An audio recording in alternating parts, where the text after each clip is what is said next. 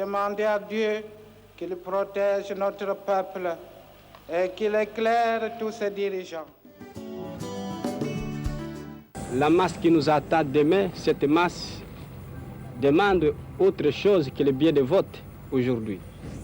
C'est le pain, c'est le progrès. Il faut que nous puissions construire cette nation. Frantz Fanon ne disait-il pas que l'Afrique a la forme d'un revolver dont la gâchette est placée au Zaïre? Car la libération du Zaïre représente la possibilité pour tous les autres pays d'Afrique de pouvoir enfin se développer. Qu'en dépit de complots visant sa déstabilisation et sa balkanisation, la République démocratique du Congo demeure unie dans ses frontières de 1960.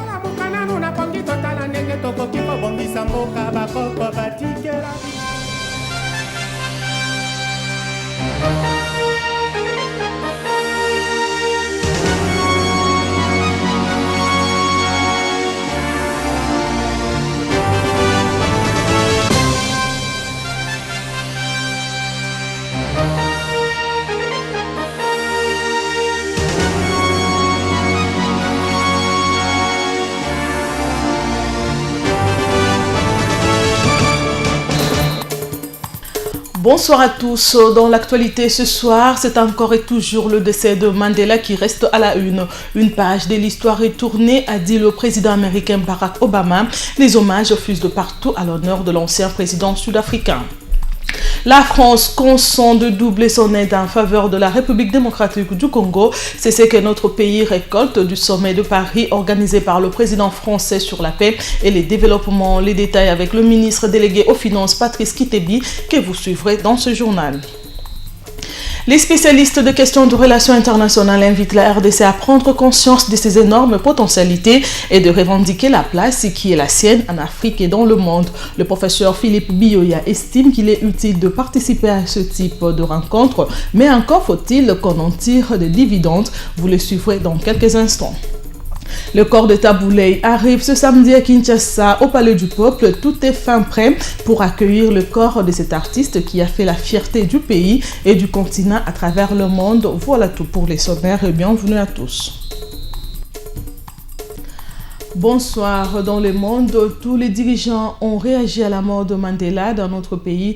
Joseph Kabila, c'est depuis Paris où il participe au sommet de l'Élysée sur la paix et la sécurité, associé à la grande tristesse du peuple sud-africain. Dans un message transmis à la presse par Lambert Mende, porte-parole du gouvernement, le président Kabila s'exprime en ces termes.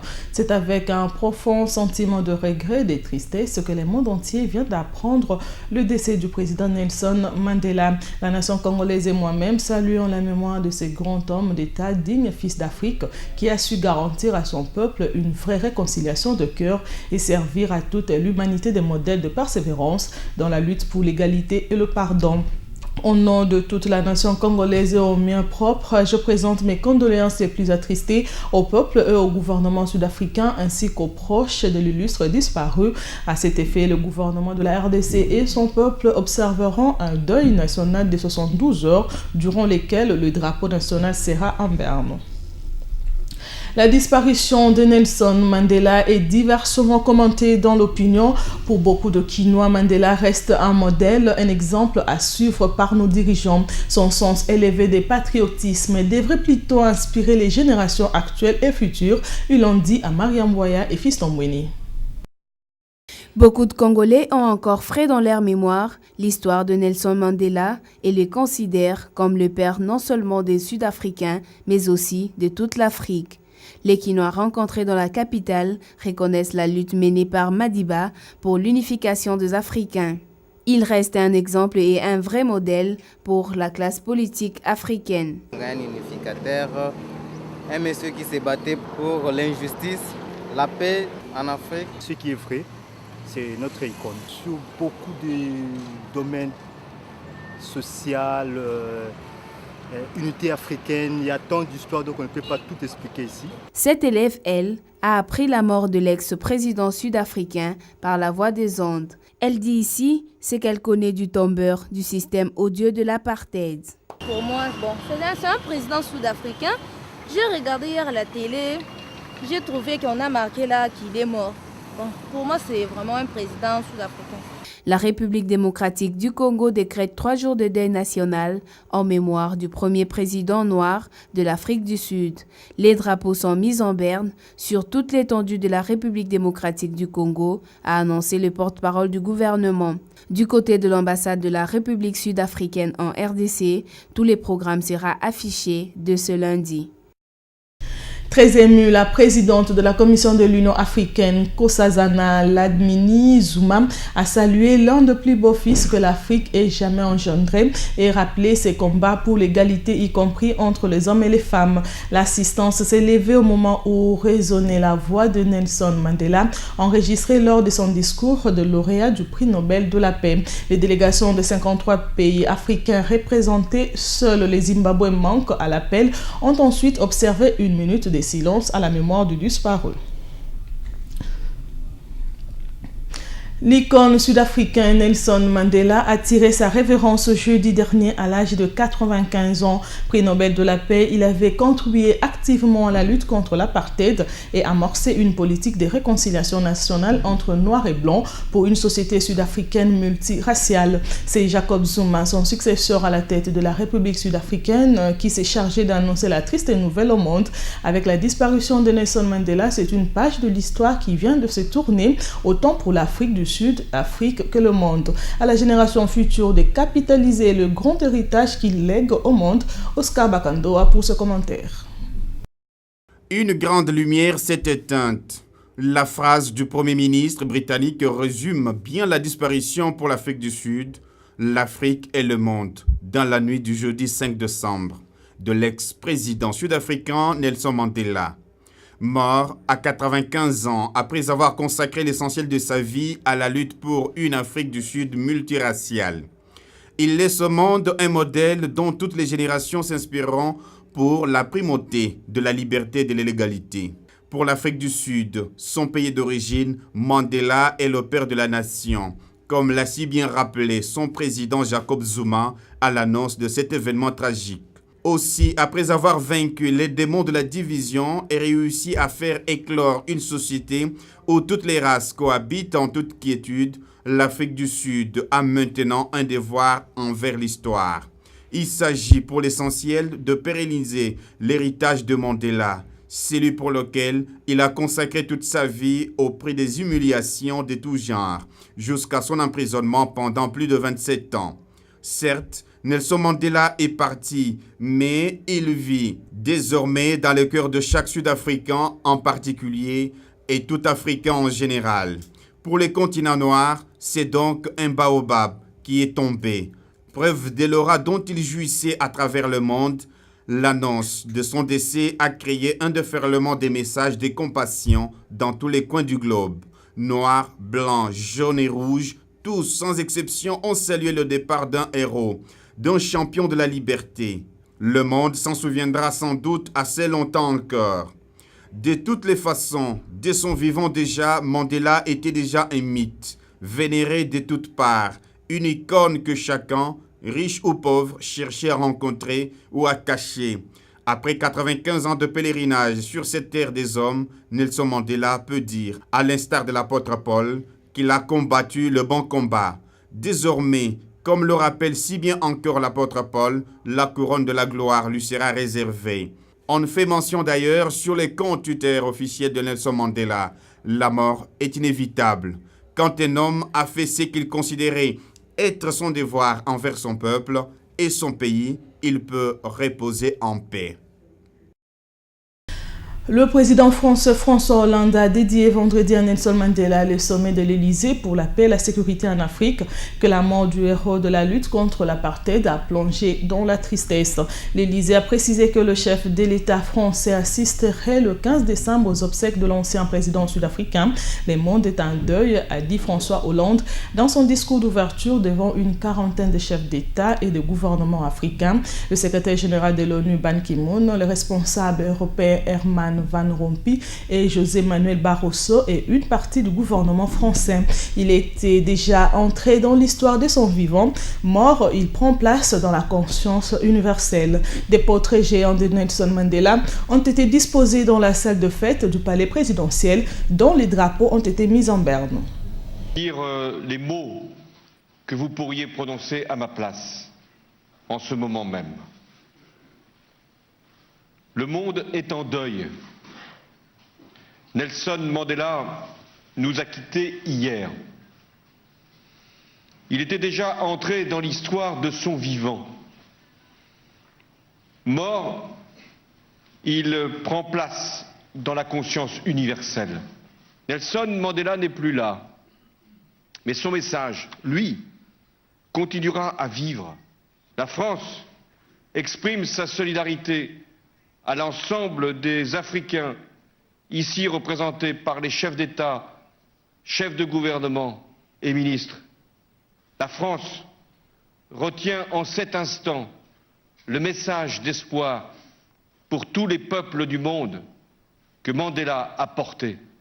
Ce message, il nous oblige et la France fera à sa place tout ce qu'il faut pour en être digne. Mais aujourd'hui, c'est Nelson Mandela qui aura présidé les travaux de ce sommet.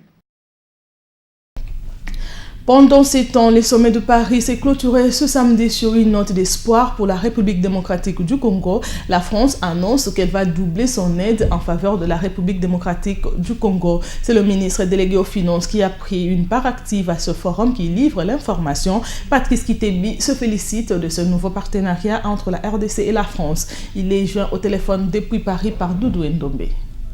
La France va augmenter de manière substantielle dans les 5 prochaines années son aide publique au développement, qui va passer de 10 milliards à 20 milliards. Et donc, dans cette augmentation de l'aide publique, la RDC, qui est un grand pays, avec des potentialités immenses, avec une croissance forte, intéresse au plus haut point à la fois la France et les hommes d'affaires français. Ça, c'est un premier point. Deuxièmement, la France a décidé de doubler sur une période de 5 ans ses échanges avec l'Afrique. Vous savez aussi que le commerce extérieur est source de croissance économique. Donc, si la RDC se positionne pour pouvoir accroître ses exportations en direction de la France, ça va avoir une incidence certaine sur sa croissance économique. Mais au-delà de ces deux aspects les plus importants au niveau économique, il y a le fait que la France veut désormais avoir un regard nouveau sur ses relations avec les pays d'Afrique, basé sur un partenariat gagnant-gagnant. Et les hommes d'affaires français estiment que le continent africain de manière générale et des pays comme les nôtres, avec des potentialités immenses, sont devenus, on va dire, les pays de demain. Au sujet de ce sommet, justement, c'est à la RDC qu'il revient au préalable de définir les relations qu'elle souhaite avoir avec d'autres partenaires. Le professeur Philippe Bioya, qui analyse la situation, estime que le pays devrait saisir ces genres d'opportunités pour mettre en valeur ces énormes potentialités afin de les traduire en richesse au profit de son peuple. Il est joint au téléphone par Doudou Ndombe. Qu'est-ce que la RDC peut faire concrètement? Comme l'Élysée a le projet à la fois économique et le projet en fait politico-militaire, je pense qu'au jour d'aujourd'hui, la RDC devrait trouver les voies et moyens avec la France de confirmer sa montée en puissance sur le plan militaire et sur le plan diplomatique. Et la RDC devrait en fait définir, non pas seulement avec la France, parce que la RDC sur le plan économique devrait définir avec tous les pays qui sont intéressés aux ressources du Congo une politique qui lui permette d'avoir un avantage.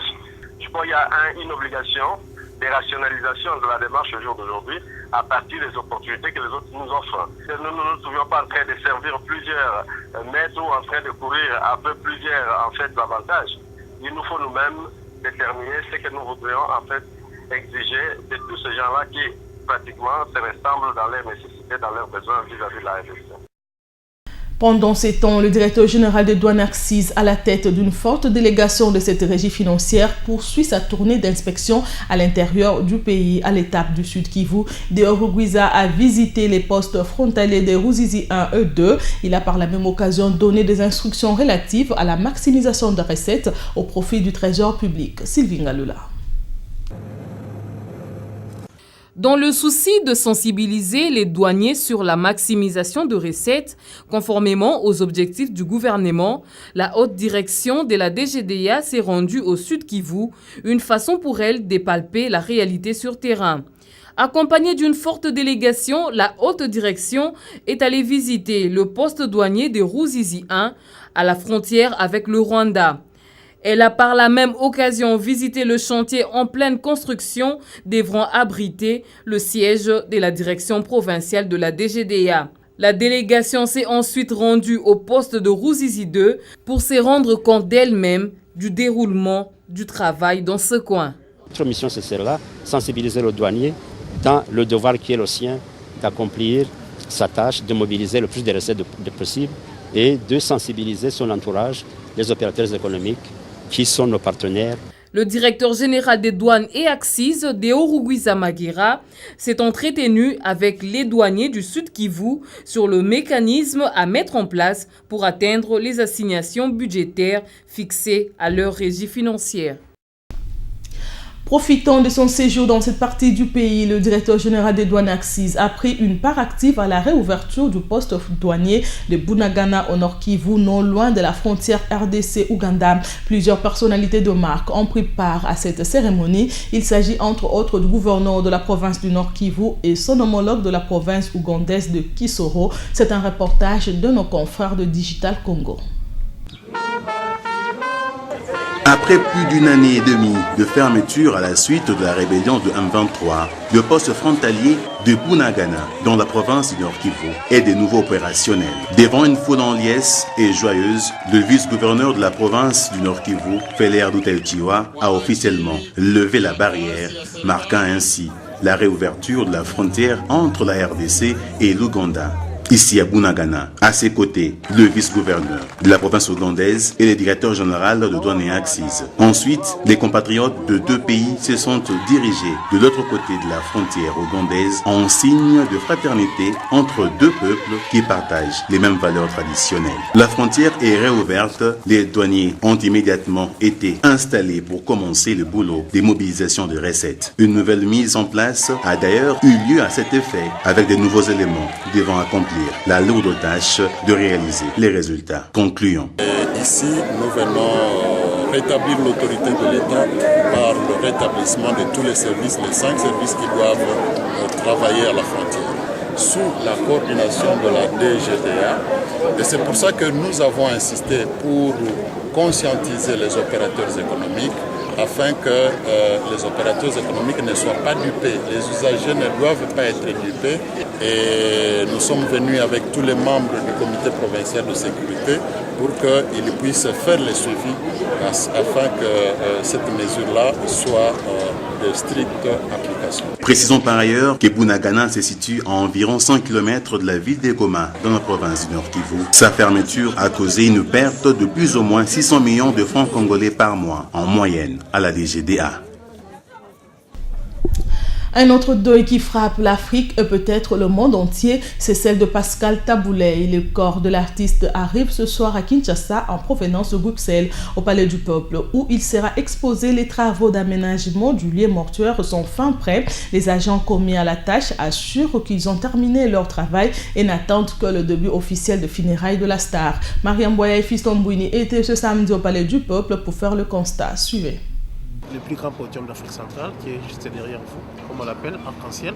C'est-à-dire que c'est le podium qui clôture tout, quoi. Vous savez, après les déluges, 40 jours de déluge. L'arc-en-ciel, c'est l'arc qui a symbolisé en tout cas la fin en tout cas du déluge et un nouveau départ. C'est aussi le cas avec ces podiums. C'est le plus grand d'Afrique centrale et c'est les premiers usages que nous faisons de ces podiums. C'est par rapport à ces moments, en tout cas. Au grand moment, en tout cas, il faut également apporter en tout cas une certaine grandeur par rapport à sa carrière, par rapport à tout ce qu'il représente pour la musique congolaise et la culture congolaise en général. Le cortège funèbre passera par la place des artistes sur Victoire où le ministre Banza Moukalay va procéder à l'inauguration d'une stèle érigée en mémoire du seigneur Taboulay. Les membres de la famille biologique de cette star de renommée internationale qui vivent en Europe vont accompagner sa dépouille mortelle à Kinshasa. Selon le programme officiel, la dépouille mortelle de Taboulay sera exposée au Palais du Peuple. Le dépôt de gerbes de fleurs interviendra le dimanche 8 décembre. Le même dimanche, plusieurs orchestres quinois vont rendre hommage à leur mentor en interprétant quelques-unes de ses chansons. Taboulay sera inhumé lundi au cimetière de Necropole entre Tel et Ciel. Mesdames et messieurs, c'est la fin de cette édition d'information. Merci de l'avoir suivi et bonne suite de programme sur Télé 7 et bon week-end à tous.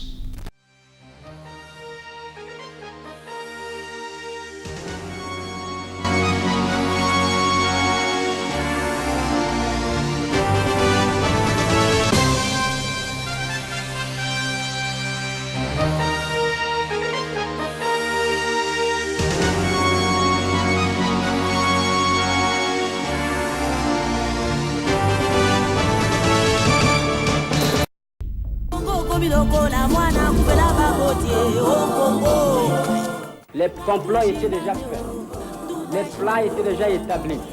C'est d'imposer un gouvernement contre la volonté du peuple. La Belgique désire balkaniser ce pays. L'éclatement du Congo, c'est demain. Nous devons marcher à fond, même conclure des accords avec le diable pour refaire l'unité du Congo. Rien à faire. Et le Congo restera un et indivisible. Puis de complot visant sa déstabilisation et sa balkanisation. La République démocratique du Congo demeure unie dans ses frontières de 1960.